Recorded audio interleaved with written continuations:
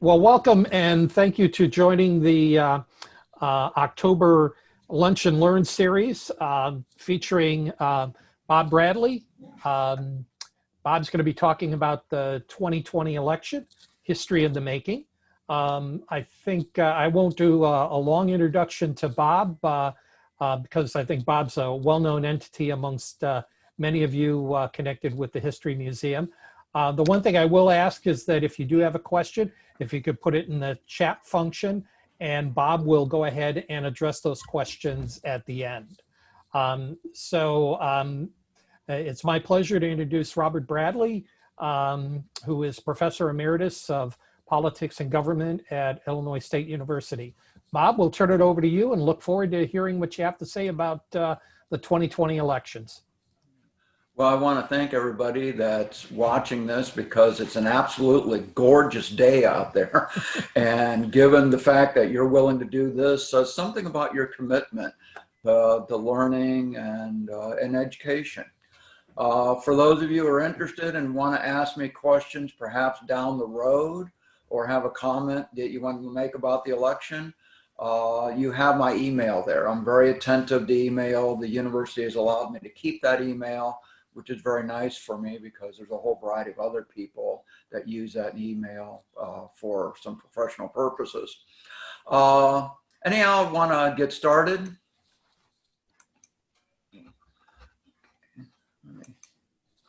Okay, there's been three descriptors. Whoa, let me go back. Went too fast there. Three descriptors of the 2020 election. I've chosen not to use the vulgar or graphic descriptors that I've heard, but the three are that it's unprecedented, it's chaotic, it's crucial.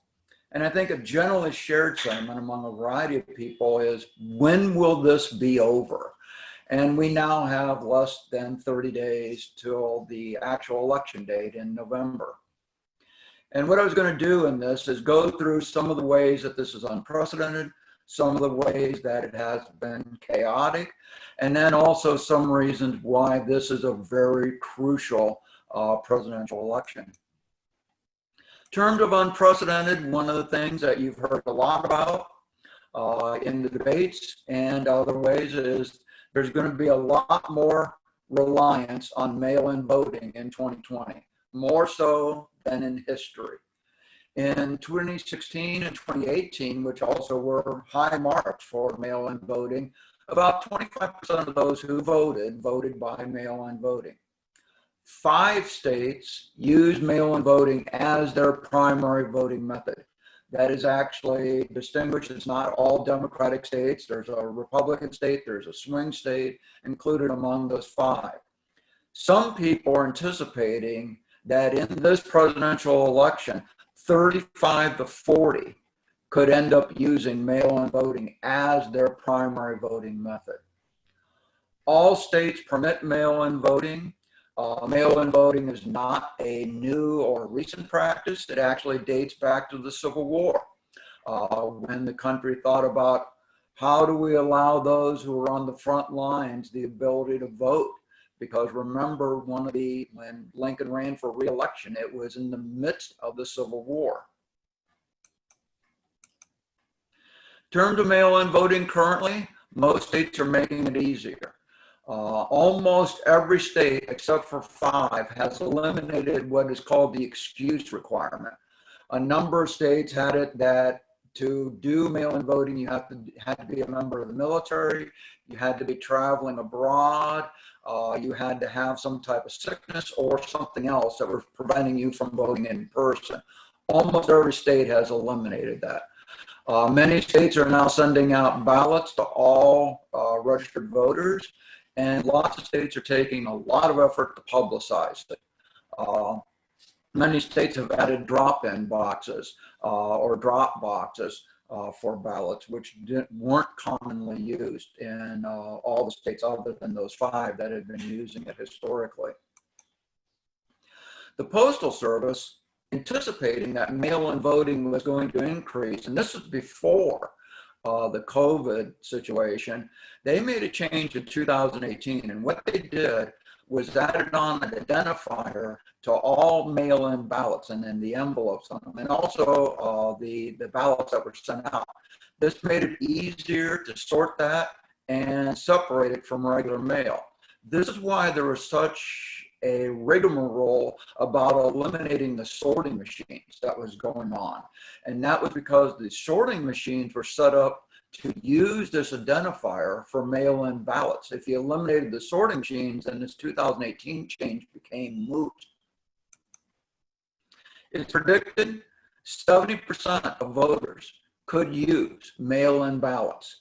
That means approximately 105 million ballots over a multiple week situation.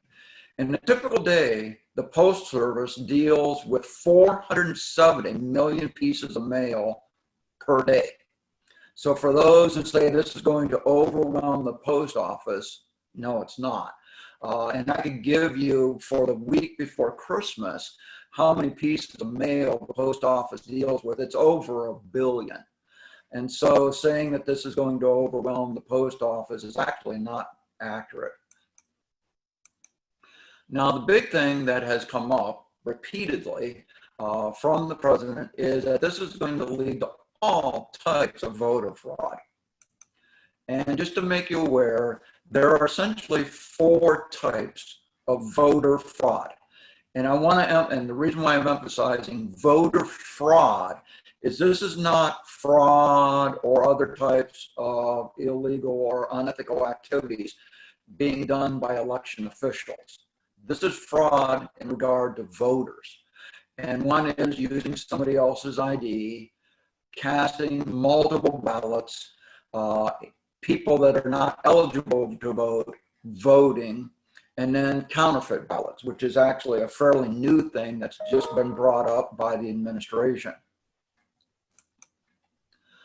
Multiple studies have found there has never been in the history of this country systemic voter fraud from mail-in voting. And in fact, there are several court cases right now where the Trump campaign is suing states over the expansion of mail-in voting. And in every one of those cases, federal judges, including some Trump appointees to the federal court, are asking the lawyers for the Trump campaign, provide us an instance where there is general voter fraud that has changed an election result. Thus far, not one has been provided. And that generally means that most of these cases, if not all of them, are going to be dismissed because the Trump campaign can't prove a harm, that there has been previous voter fraud, and thus the state efforts at expanding it should be halted. Another unprecedented element to this race is Hispanics in this particular presidential race will constitute the largest minority voting bloc. That's never happened before. It was African Americans, Hispanic, Latinos will now replace them as the largest minority voting bloc. The number of Hispanic voters in terms of percentage has doubled since 2000, which is a fairly short period of time in regard to the history of the country. There have been a number of states, and I only put up 3 because they're fairly critical, have had double-digit percentage increases of Hispanic voters. And Florida, probably of these, would be the most critical one. And one of the things, and Florida is an excellent example of this, Hispanic Latino voters are not a monolithic bloc. There's been a lot of talk about if Hispanics vote up in big numbers, they'll all support Democrats. Well, that's actually not true. And the Hispanic bloc, Latino bloc that supports Republicans typically are those from Cuba. And that's why Miami is so interesting right now, because in Miami, they're very sensitive to the charge of socialism.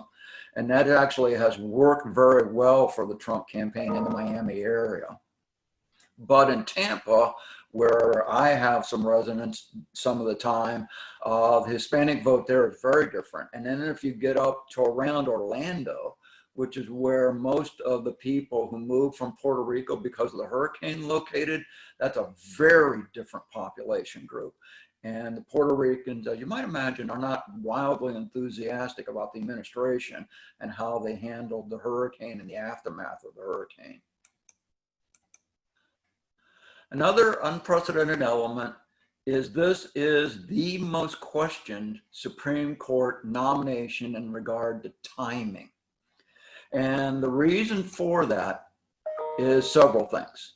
First of all, you had, not that long ago, the Merrick Garland nomination, where you had a host of Republicans arguing that that nomination was too close to the election. It was 230 plus days away from election date, and said, we can't do this. And that the people for choosing the president need to make the ground for this nomination. Also, people have expressed concern about this because it will create a solid conservative majority. Though we have had solid conservative majorities in the past. Nixon made a number of nominations to the court, had a very solid conservative majority. And for many of you, one of the things that might either upset you or make you happy is they had that opportunity to overturn Roe versus Wade and did not, with a solid conservative majority. Also, there's been a lot of speculation that with Barrett on the court, she could participate in a decision dictating the results of the 2020 election. And Barrett has come out very recently saying that she would not recuse herself from such a decision. And for those of you who may be interested, recusal in regard to the U.S. Supreme Court is much more discretionary by the justices than any other court in the country. And that's actually always fascinated me, that the highest court in the land has the greatest leeway in terms of choosing when they want to be in a case and not in a case. Chaotic, boy, there's all kinds of things to pick from. One is the first presidential debate. For those of you who stuck through that debate for 90 minutes, you saw something that was unprecedented. There's never been a presidential debate like that.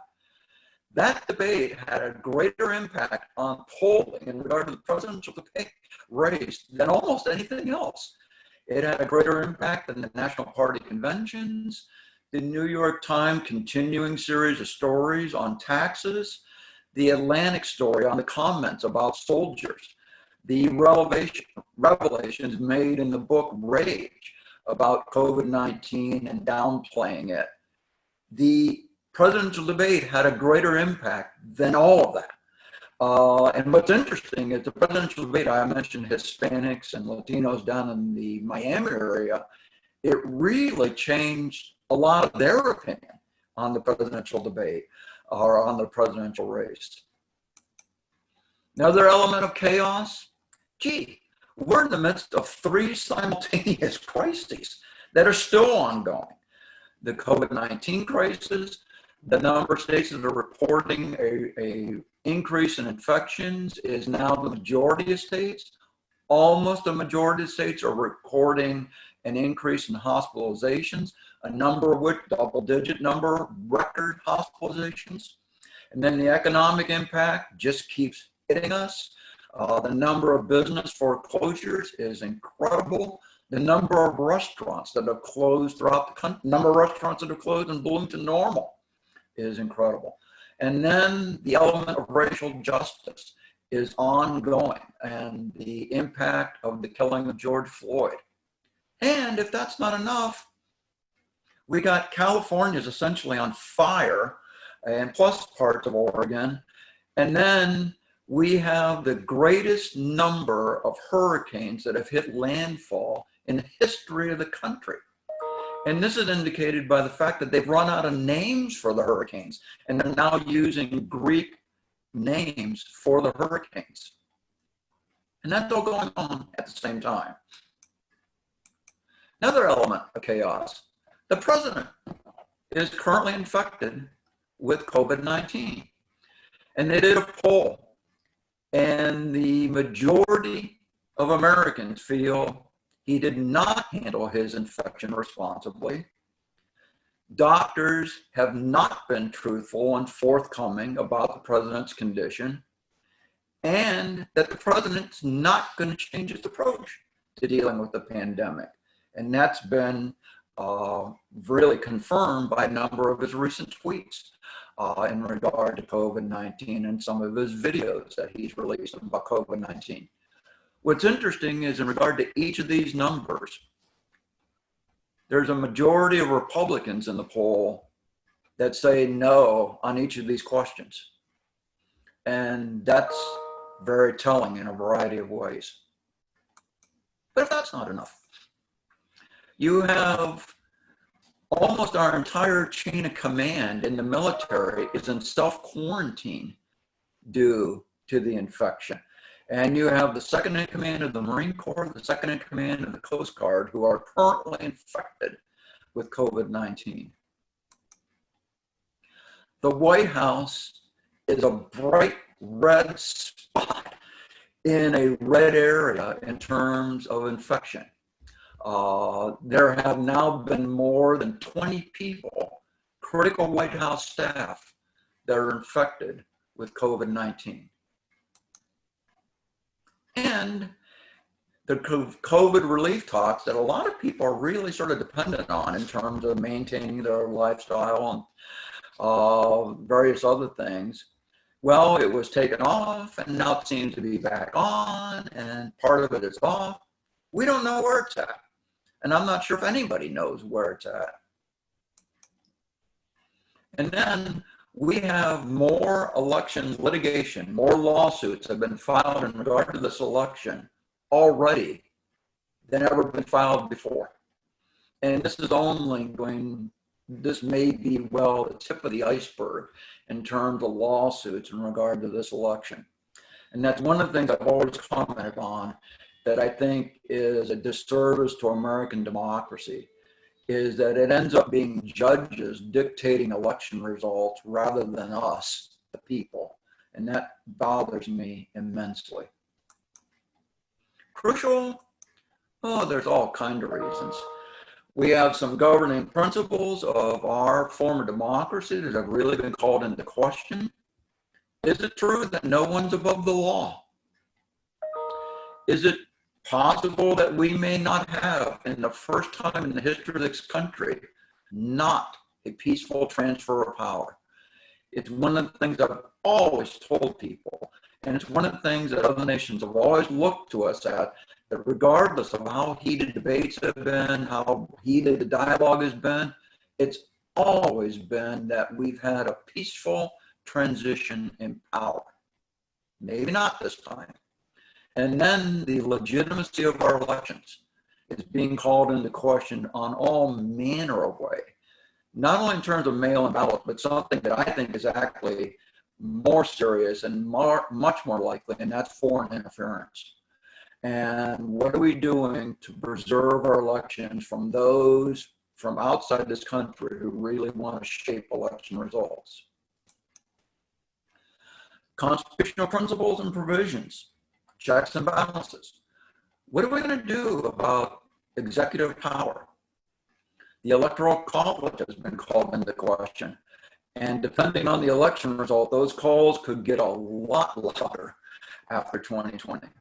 And then the emoluments clauses. I mean, who had ever heard of the emoluments clauses before? And essentially, for those of you who may not be familiar with those are essentially saying that the president and other members at the federal level shouldn't benefit economically from their office. And there's a lot of question in regard to the emoluments clauses and how they're going to be enforced. And do they really mean anything? And then we have, this would be unprecedented, but also I think it's crucial, the two oldest major party candidates for president running. And one of the comments I've heard, probably second to, when is this going to be over, is, how did we end up with these two? Is this the best we can do in this country? And I think this is a great indicator that the parties, both the Republican and Democratic parties, are on life support right now. And I don't know if either or both of these parties are going to exist in the way they are now after the election. And then, not a minor thing, and maybe not the thing that should be at the last of this list, is America's standing in the world. Are we going to remain the beacon of democracy for others? Are others going to look to us for moral and ethical leadership? How much is our word going to be accepted down the road? This is going to be the most watched election by international organizations ever in the history of the country. There are a number of nations that are sending monitors to monitor what goes on in our election, because they want to use it maybe to prevent problems in their elections down the road.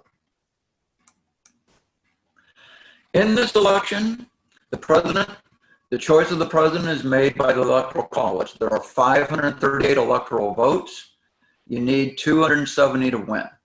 And actually, if you're interested in a website, there's actually a website that's called 270 to Win. That's a really good website in terms of election analysis. In the Senate, we have a couple more seats than normal that are up for election. We have 35 seats. In this round, there would normally be 33. But we have a couple of vacancies in states that need to be fulfilled for full terms. There are 23 Republicans up for re-election and 12 Democratic seats. The current makeup of the Senate is shown there, and you have essentially 53 Republicans, Democrats have 45, and then there are 2 independents. And for those of you who wonder why Bernie Sanders was not a Democratic choice for the presidential candidate, Bernie Sanders would never officially accept the term Democrat in the Senate. And think about how that weighs on the Democratic National Committee in terms of choosing a candidate for the Democratic Party. All the House is up for election, which is why we are in the 216th Congress, because we've done this 216 times. Right now, the Democrats are in control of the House of Representatives. There are 11 governors up. We tended to forget that, but there are 11 governors up for election. And then there are most of the state legislatures. The control of them is up. And one of the things that's really critical about that is, one of the things that we've forgotten, I didn't mention it because there's so many other things, is the census is going on. The control of these state legislatures is absolutely critical, because they'll determine how states are districted for the next general election. Illinois is predicted to lose 2 congressional seats, which means the number of our electoral votes will go down in the next election by 2. It also means that if Representatives LaHood and Davis both win this time, I would put a fair amount of money on the fact that in the next round, they will both be in the same district. And then there'll be a very interesting Republican primary as to which of those 2 will end up going on to the general election. Races to watch. We're in the midst of one of the most watched races in the country. Representative Davis against Londrigan in the 13th district. The Washington Post just removed this as one of the top 10 races to watch, but it's in the top 20. That's out of 435. And one of the things that we're actually benefiting a bit from is the amount of money that the campaigns and the parties are spending on this race in terms of radio and TV and newspaper advertising. Another race, and I find this ironic, is we're in the 13th district in Illinois. Well, in the district that I live in part of the year down in Florida is also the 13th district.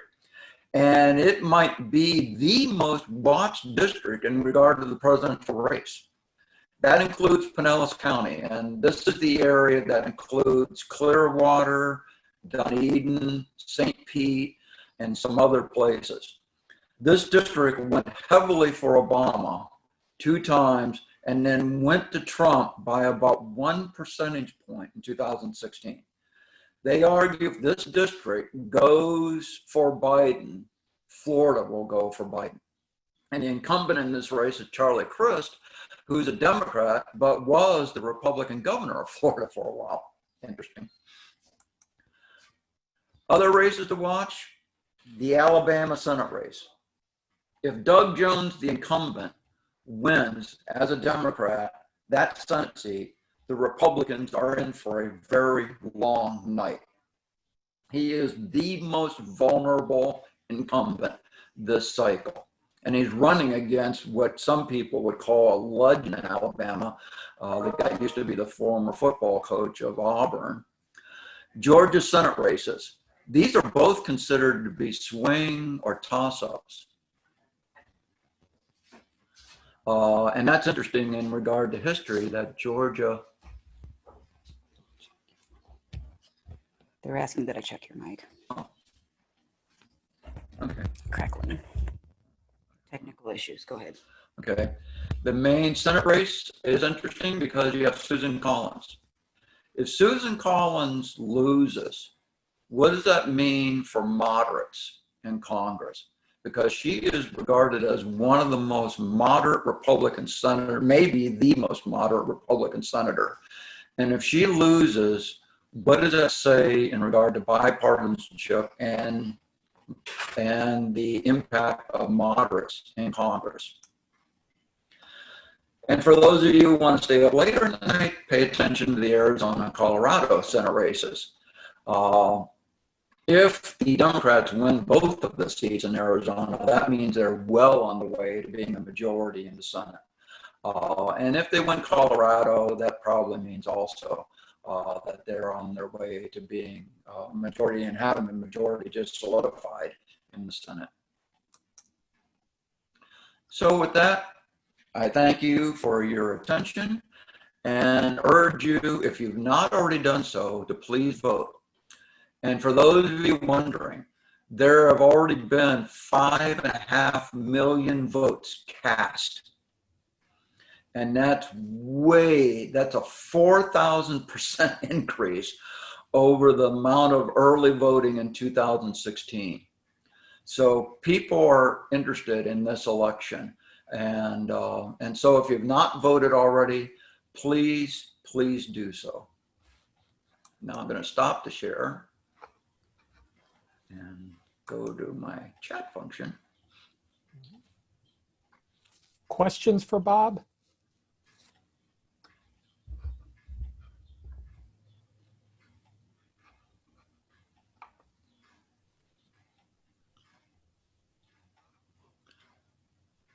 Okay. Maybe I just overwhelmed them. Well, Bob Frazzini has his hand raised.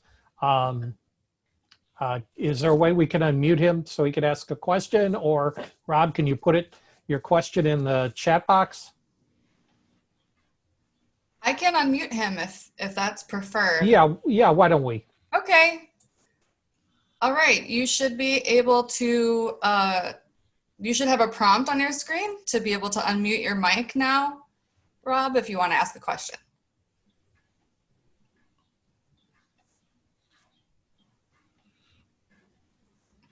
Or type in the chat is also a... Yep.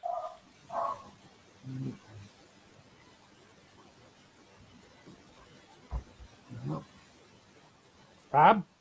Hello. You are unmuted if there was a question. Hello? Yes, we can hear you. Oh, okay. Thank you. How much effect did Michelle Obama have on convincing undecideds in this election? Probably not much. And the reason, and that's not to denigrate Michelle Obama in any way, shape, or form, or her message, but it's the fact that I just don't think there's many undecideds. These are the two, in my paying attention to presidential elections, these are the two candidates that more people know more about than any other presidential election. You've known about President Trump even before he became president. And then you've had almost 4 years of him being president. And he's taken great pains to make people aware of him through tweets, videos, and all kind of other things. He's taken great advantage of social media. And then Joe Biden, as a senator and as a vice president, is well known to almost everybody. And so I can't foresee that there's a sizable block of voters nationally or in any particular state that's still throwing their hands up in the air and saying, you know, I just don't know what to do here. So that, Bob, the polls that are now out should then reflect where we end up. Very much so. I just can't foresee, I mean, it's hard, and I feel on real shaky ground on this because this election and also the governing system seems to change daily. I mean, I used to teach a constitutional law course on the powers of the president, Congress, and I'd have to be updating it every 24 hours because, you know, something significant in regard to the Constitution's happening almost every day. But I think the polling that you're getting now, I think is going to be fairly accurate to what's going to happen in regard to the election. Bob, did you see the question from Carolyn Yockey? What if Trump is incapacitated by November 3rd? If he's incapacitated, either you know, in a hospital or a variety of other things, then the vice president would assume the duties. I mean, that's stipulated in a variety of places. It becomes more interesting if, like, for instance, the vice president becomes infected with COVID and is at the same timeline, and both end up in the hospital incubated.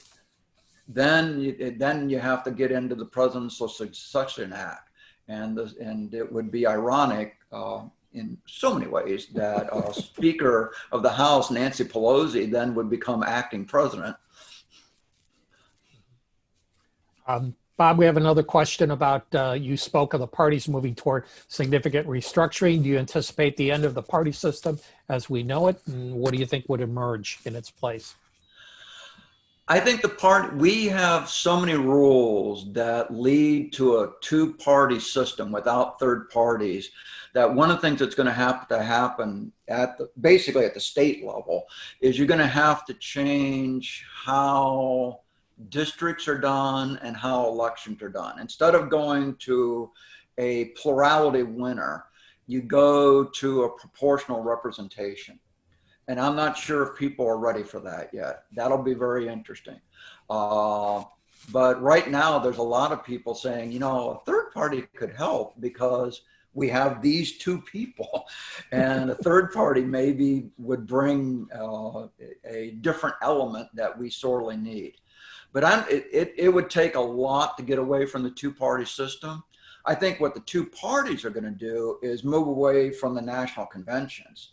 I don't think we're ever going to see an in-person national convention again. It's too expensive. It's really not worth it to the parties to do that anymore. And COVID might have just sped up going to virtual conventions. And I think that's going to be the rule of the day. Now, what's going to be interesting is, are they going to go to a proportional system in regard to primaries instead of winner take all? If they do that, then you have your first sense of maybe having a third party system then. Okay. Will another presidential debate make any difference? President Trump says he won't do a virtual one. No, it won't make any difference. One of the things that, I mean, in a period of time where being surprised is almost a daily thing in regard to politics, I was surprised that the first debate had such an impact on the polls. But also you have to couch that in the fact that we had never ever seen a debate like that before. And what made me very sad, very sober, is I was thinking of the students that I used to teach, and 18, 25-year-olds, and this is the first debate they ever watched. And them going away from that thinking, this is how all debates are. And oh my gosh, I I really hope they realize, or somebody's telling them, this is not how debates are normal or are normally done. And this election cycle is clearly not how election cycles are clearly done, because I think that's sending a terrible message to 18 to 25-year-olds, first-time voters. If Biden wins, how much do you think he'll have to win by for Trump not to fight it? That is a really interesting question. Because Trump, one of the things that is an abiding principle of Trump is not to lose, that he's a winner. And he's projected it in all manner of ways, from real estate deals to his business dealings to all kind of stuff, even though where facts and reality clearly indicate that he was not a winner on a whole host of these things. So I don't know. I think it's going to, and it may well be that I don't think he's going to pay much attention to the popular vote. But if the Electoral College is a landslide, then I think if he's not willing to do it, his advisors will basically maybe use duct tape and on his thumbs and his mouth and basically say, you need to go. A question about the debate. Do you think that there'll be a debate next week? There could be. I mean, this has played, the Commission on Presidential Debates has taken sort of the heat off of Biden in regard to participating, because I know the Biden campaign had to be going back and forth. Do we do this or not? And the commission sort of has taken the heat off of them. And this could set up very well for Biden, because he could say, I'm still going to do a virtual town hall. I'll take questions. And if President Trump is not there, all the better. Mm-hmm. I'll take all the questions. And I can imagine President Trump thinking of that scenario and just getting madder and madder that he's giving up the stage to another person. Something that you've addressed before or touched on earlier, but it has to do with your thoughts regarding the presidential debates. They seem like they should be valuable, but they've turned into basically useless political theater. You see that going by the wayside? I don't know what the future debates are. I mean, the first debate in this cycle has really raised that question. I mean, one of the losers of the first debate was the commission. They sponsored that mess. And there are things they could have done so that debate didn't end up being the way it was. I actually, when I was taking students to Washington, D.C., we actually visited the commission. And we went down into a bunker where they make the deliberations, and it's completely impervious to any electronics, because they don't want anything leaked in regard to the format, the questions, who the moderators are, until they tell people. And so the students were down there in this bunker, and they actually tested it. They were out trying to use their cell phones, found out they were all useless. And the commission, even at that time, was concerned about the future of debates, and was the phraseology, useless political theater, was actually what the person at the director of the commission was using. We don't want this to be theater. And hopefully it would be informative, but I don't think it's informative hardly at all now. Okay. One question: do you think that there are some undecided voters who are wrestling with the likings of Trump's judicial appointments and their pro-life positions, but not liking his character and personality? How might they vote? I don't think there's enough voters that fit into that category that would make a difference. I think if they like his appointments, and what's not to like if you're thinking that way, because he's made a phenomenal number of appointments. And in terms of the modern era, they've gone through in record speed. And if you like his pro-life position and you like his appointments, I don't think you're undecided. You know who you're going to vote for in the election. And these are the people that say, you know, the tweets bother me, but I'm still going to support him. Any other questions? Well, I have one actually, Bob, in the Q&A, and it says, how much credence should be given to T/B, Trump/Biden statements, much of what they're talking about? Let me read this. How much credence should be given to TB statements? Much of what they're talking about is only issues in DC. The real Americans don't care about these issues. And I think that's one of the things that's unfortunate at the national level, and it translates down.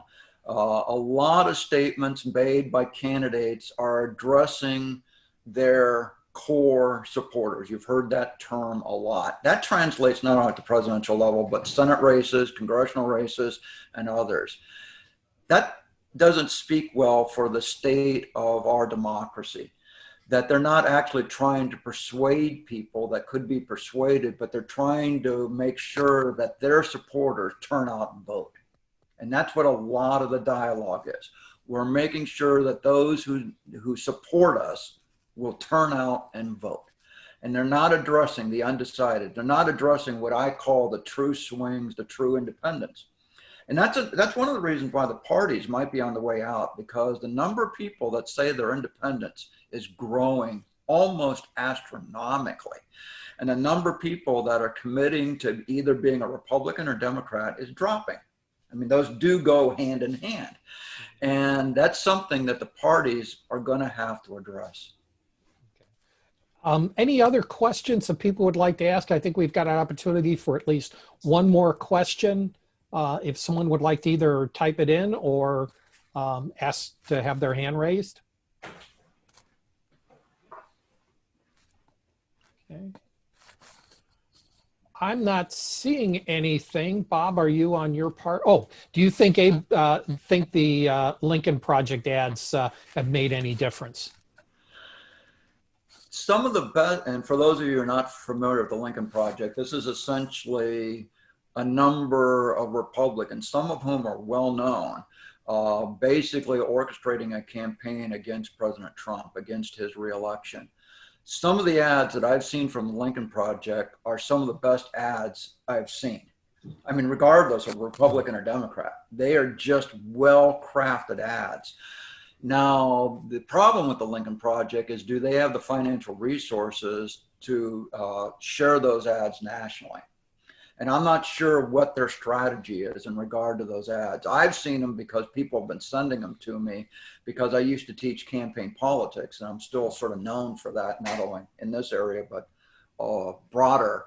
And so people send me that type of stuff. And there's one that's just excellent.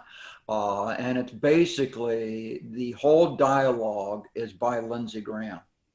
And it's an anti-Trump ad. And it's just really well done. Well, thank you, Bob. We greatly appreciate your time today.